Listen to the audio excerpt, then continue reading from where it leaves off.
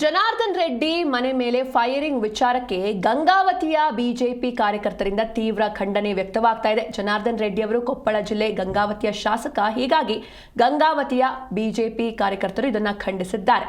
ರೆಡ್ಡಿ ಮನೆ ಮುಂದಿನ ಘಟನೆಯನ್ನ ಖಂಡಿಸಿದ್ದಾರೆ ಮುಖಂಡರು.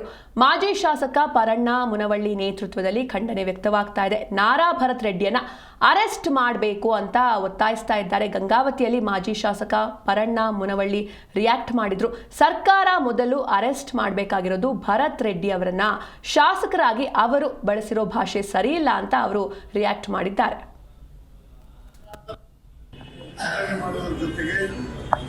ಇವತ್ತು ಅವರು ಮಾಡಿದಂಥ ಹೇಯ ಕೃತ್ಯವನ್ನು ನಾವು ಖಂಡಿಸಲೇಬೇಕಾಗ್ತದೆ.